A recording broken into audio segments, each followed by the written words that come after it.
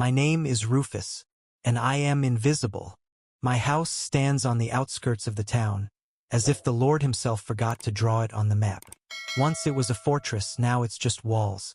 I live in it, lonely as a whisper in the silence. Earlier, there was laughter, the clatter of dishes, the aromas of life here. And now only the hum of the refrigerator, the creak of the old chair and the beating of the heart, which still holds on with the stubbornness of an old warrior. My children are successful. Serhi is a lawyer, all his life among words, which he hardly shares now. Darina is a manager in some company, but when she calls, it is always for a moment. They no longer look me in the eye, only because of me, as if I am transparent. I stopped being a person. I became something uncomfortable, like a stain on the white tablecloth of their comfort. They come not as a father, but as a duty, as if someone ordered them to appear in order to remove a tick from some internal list of decency. Grandchildren are different, generation of cold glass and pixels. They don't look up from their screens when I'm talking. One of them, Nazar, recently told me, "Grandpa, don't be offended, but you need to learn to be silent. Now is not your time." Not mine. These words hit harder than a heart attack. In the store, the saleswoman no longer asks how I am. She looks past. It's like I'm a face from a long-ago dream that you want to forget. In the hospital, a young doctor speaks to me slowly, loudly, as if to a child. But I hear everything, and I understand more than he thinks. My eyes are not clouded, although my body is not the same. Every day I wake up early, before dawn. There is silence in the house. I sit down at the kitchen table, put a cup of tea in front of me and look out the window. I'm not waiting for anyone. Now I am a shadow. But shadows have memory. I used to think that old age means wisdom, peace, respect. Old age is when you are not invited to the holidays. When your voice does not reach the ears. When even a call is a rarity, not a necessity, but a kindness. And something in me begins to change. Not suddenly. Slow as rust on metal. Resentment is like a virus. Silent, invisible, but devastating. When contempt becomes the norm, something else emerges. Rot from within. And I no longer know who I was more, a person or a memory of her.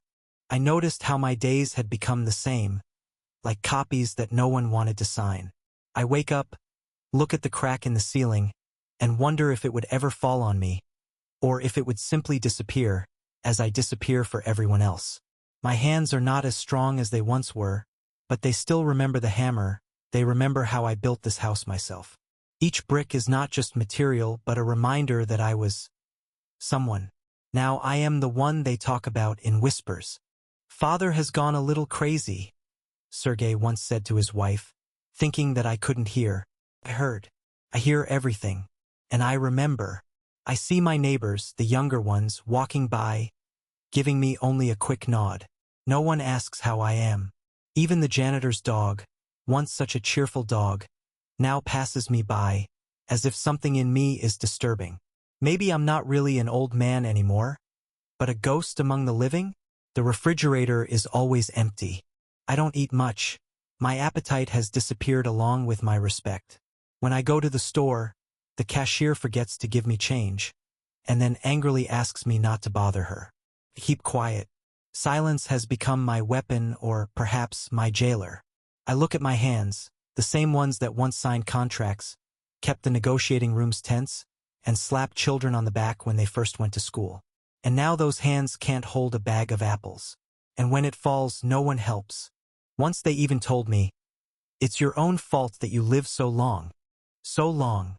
Maybe I really am to blame for that. But is guilt in living with dignity when the world wants to see you broken? I didn't ask for wealth. I asked for attention. Eyes that look with respect, not pity. Every evening I sit in a chair by the window. I look to the west, and suddenly I catch myself thinking that I wait for darkness more than light. Because in darkness everyone is equal. There I am not judged. I am not humiliated. There is my truth. There is still something left in me. I don't know what exactly, but it is. Something old, hard. A core that indifference has not destroyed. Maybe it is anger. Maybe it is pain. But I am beginning to believe that my silence is temporary. That it is not surrender, but preparation. That silence is not weakness, but a pause before the storm. And then I pick up my diary again. It lies in a drawer, next to the lighter that was once a symbol of my strength. The pages are still clean, but not for long, because every indifferent back, every rude word, every drop of oblivion will leave a trace there. I am not disappearing. I am hiding. I remember my hands in fuel oil. I remember how they froze in the cold, holding the iron that wouldn't budge. I remember how I built my first garage from the leftover bricks that people threw in the trash. Back then, I was young, with rage in my eyes and a desire to prove something. And I proved it. I built a business from nothing. First, a service station, then a workshop, and later a transport company. Once upon a time, my name was heard at meetings, and if I entered the office, they stood up. People listened, not interrupted. They respected me, even those who were jealous. I could raise my voice and they heard me. I could give my word and I kept it. Honor, honesty, back then it still meant something. My wife, Marta, and I lived with her for 34 years. Not without quarrels, but always side by side. When she died, I got drunk for the first time. And then I fell. For several months, I became a stranger to myself. A strong man, feared by his competitors, cried in the kitchen, hiding from his own children. But I pulled myself out. Not thanks to him, but in spite of him. I remember one evening looking in the mirror and not recognizing him. And then, as if hitting rock bottom, I pushed myself back up. I rebuilt my business, raised my children, gave them everything. Serhiy studied in Kiev.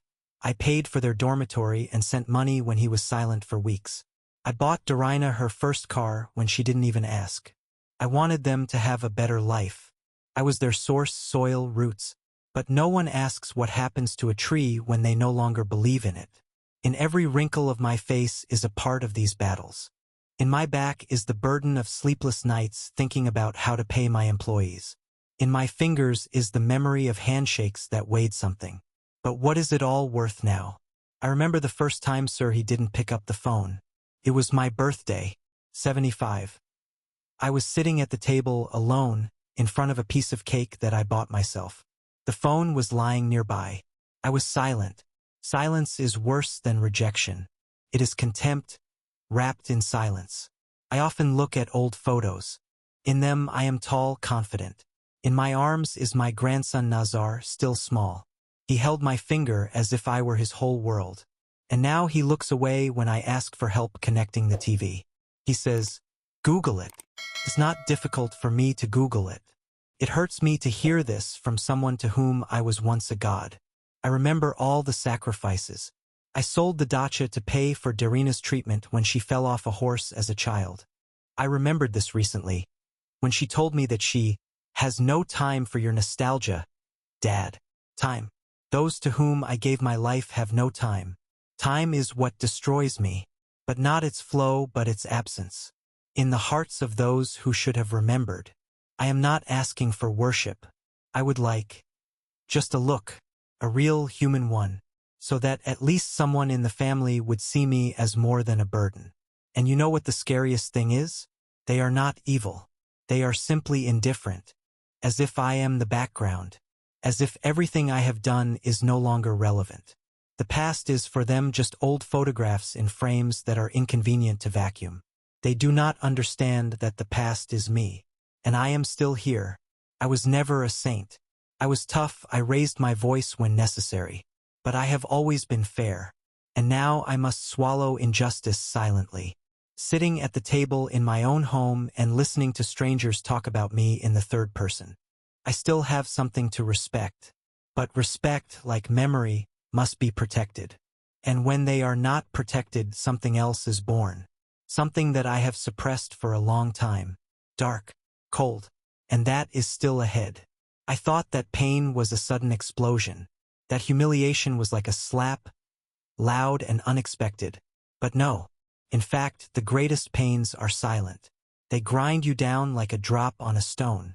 Slowly, without witnesses, Once I fell in the bathroom.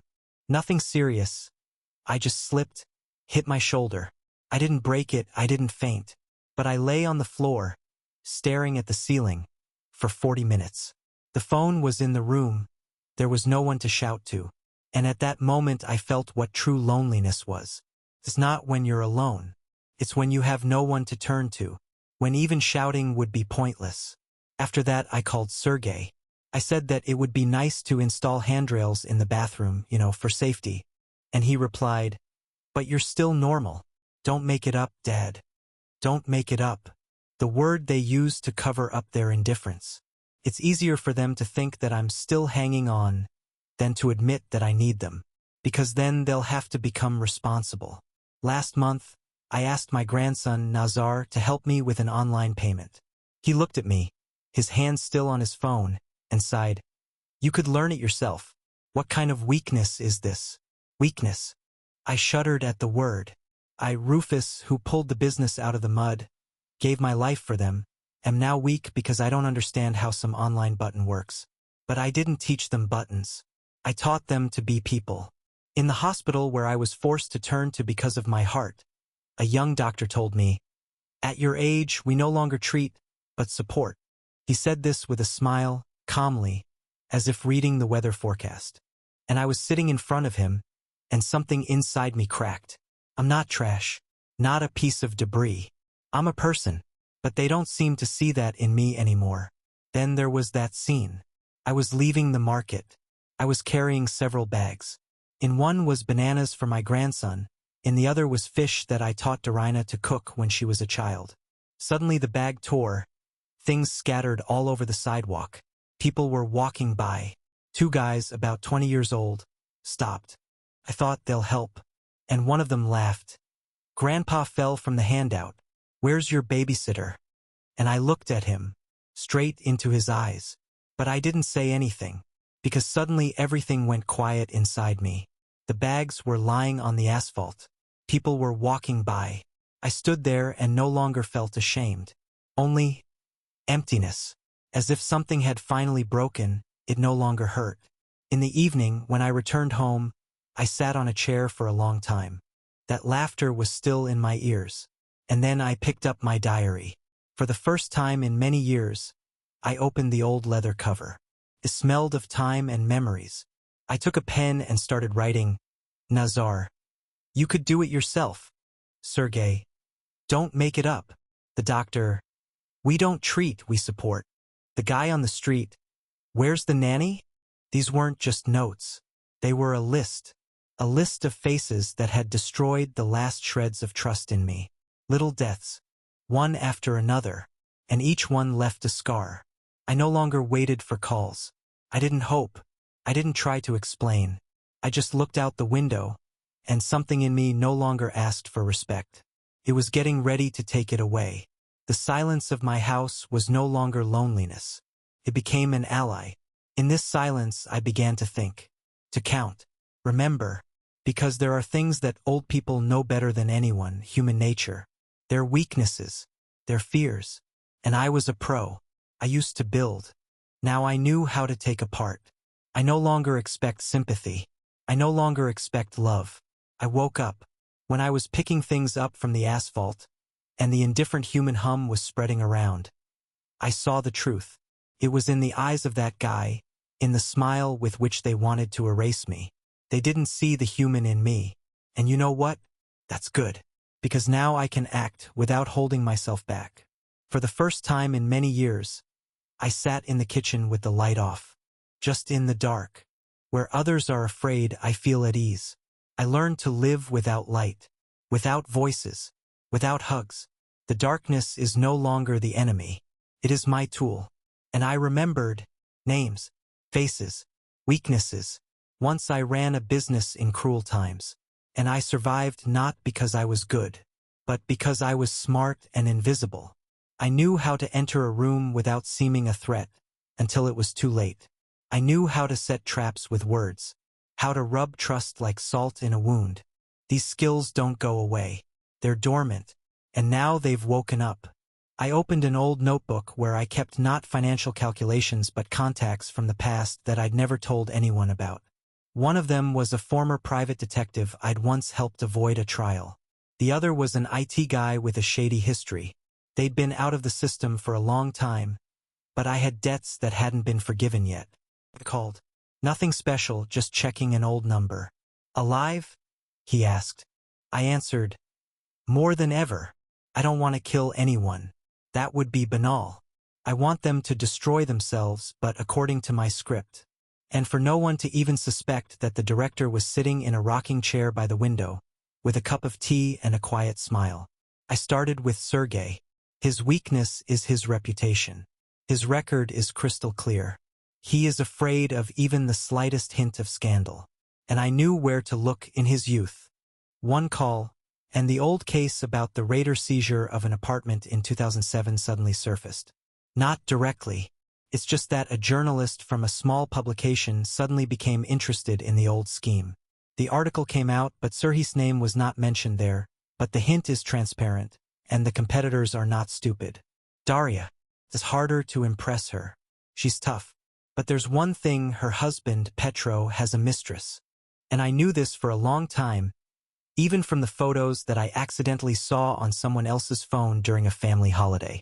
Now these photos are in the right hands. And a week later Daria found out the truth. Quarrel. Scandal. Breakup. I have no use here. Just an observer. Grandson Nazar. A child of technology. But not yet an adult. His future is in grants, in introductions, in resumes. And I sent an anonymous message to the university commission about the falsification of the diploma. Not a lie, just confirmation of the truth that he thought to hide. A case of plagiarism has been opened. The scholarship is in question. No one guesses. No one even suspects. I'm just an old man who walks every evening with a cane. But I'm in every blow. I'm the silence before the storm. I'm the balance that they broke. This is not revenge. This is education. I don't want them to suffer without a purpose. I want them to remember who I was. I didn't become weak. They became deaf. And now they will learn to listen. They will learn to see. My home has become a headquarters. In every corner is a thought. In every pause is a plan. I read, listen, analyze. And all this is in the dark. Because darkness is now my element. I always thought that old age was a time to take stock. But now I see, old age is a time when you finally take off all the masks. The ones you wore for society. The ones you wore for your family. And, worst of all, the one you wore for yourself. When I recognized who I had become, I felt light. It was as if I had been holding a stone to my chest all my life, and now I had put it on the ground, watching it roll down, sweeping away everything in its path. I don't make unnecessary movements. I don't act impulsively. I calculate. Old age makes the body slow, but the mind sharp. No one suspects that I sit in my chair not as a frail old man, but as a strategist holding invisible threads. I now have a notebook on my desk. No longer for petty grievances. It's a map of influences, schemes, relationships, weak points. Sergei, Darina, Nazar, but also neighbors, acquaintances, and even that shop assistant who looked through me for years as if I were a speck of dust. I don't destroy lives physically, that would be too easy. My weapon is the truth, which people hate more than lies. I just open the doors that they themselves tried to close. And I watch them fear drafts. After the stories with Sergei and Darina, I returned to my old contacts more deeply. My computer-savvy friend, Artem, gave me access to local registries that people consider protected. Not for hacking, no. I was never a criminal. I just read. I read the truth that they hid from each other. Neighbors, acquaintances, those who liked to teach me kindness and patience, themselves hid the skeletons that knocked on their closets, begging for a way out. And I let them out, carefully, barely noticeable, with one hint, an anonymous letter, a pause in the right place. My neighbor Katerina, who walked past my yard every morning and said, "Grandpa, you should go to a nursing home. People like you shouldn't live alone here." In 2 weeks, she received a check from social services after an anonymous call. because I knew about her hidden income from illegal garage rental. I didn't make it up, I just connected the dots.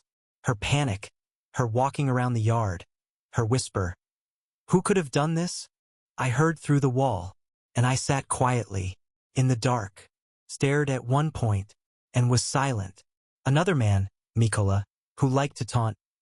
Rufus, old age is not joy, you'd better not waste time. Suddenly quarreled with his own son over the leak of one old but unpleasant audio recording. He thought that she had disappeared, but the past never disappears. It's just waiting to be called.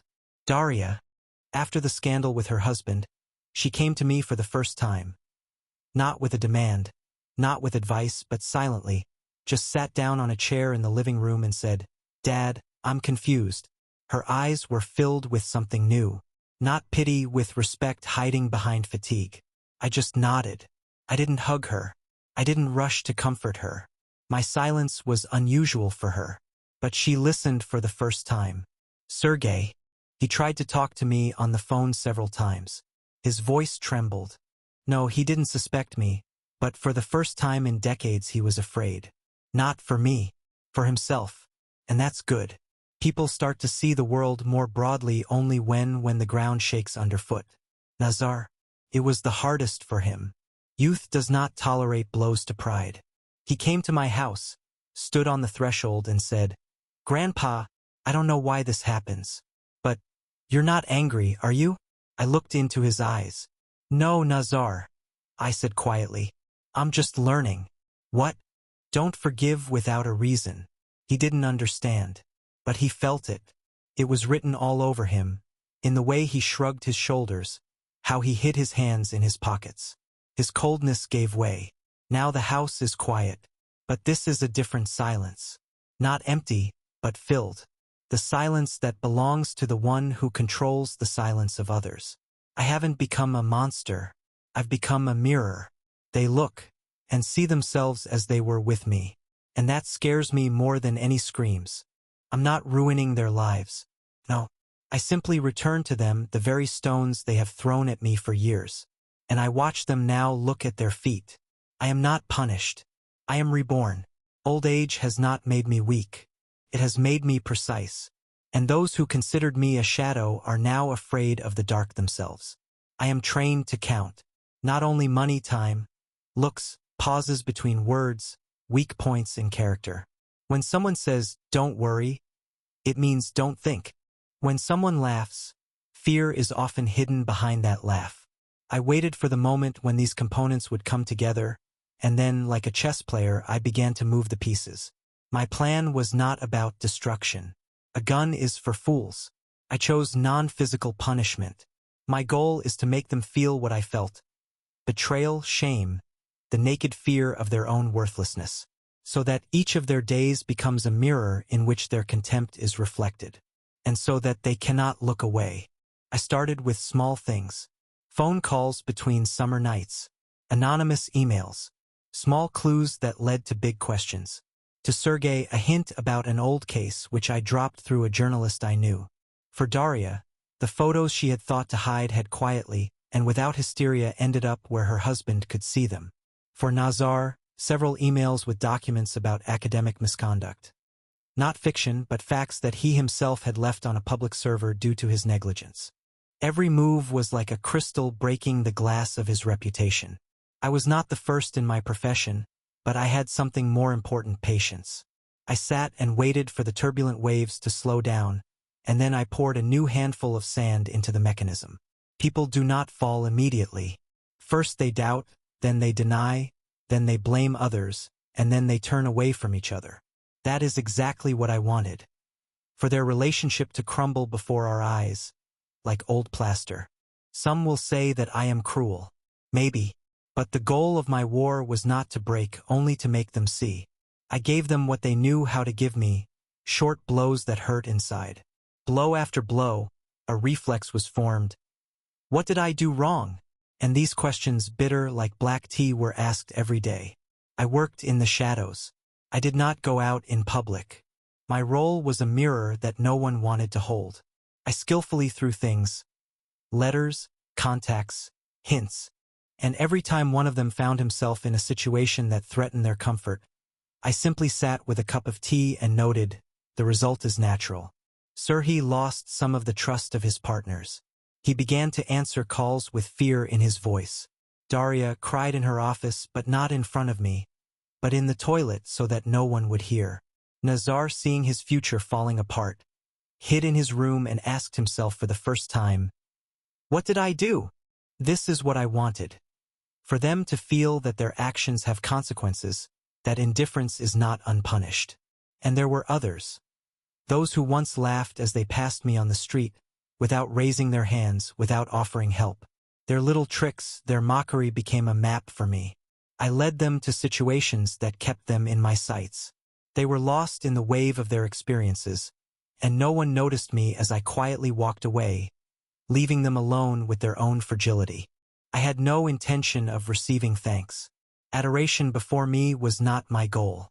I needed something else, to have the voice of my presence return to their lives in the form of longing, guilt, and, ultimately, hard-won respect. This learning through pain is as cruel as the life that taught me. There was a night when I sat looking out over the city. The small lights of their destinies burned in the windows of the houses. I knew that every move I made had consequences. And though I didn't want to see destruction for the sake of my own solace, I recognized one thing. They had to learn. For their sake or for my peace of mind, it didn't matter. What had begun as revenge had become a lesson. A hard one, an irreversible one, but a lesson pure in its essence. As it all began to come together, the arguments, the accusations, the doubts, I didn't feel triumphant. I felt heavy. Some nights I would fall asleep and hear my own hands shaking. For the pattern I was weaving was skillful, but not necessarily ruthless. It was true. If people despise others, they will sooner or later meet their own sex. I didn't break them completely. I left an edge of hope that they could cross over if they wanted to. Learning is hard, but sometimes it's a slap in the face that makes people look up. I wanted them to look up. Subscribe and like. And tell your friends about this video.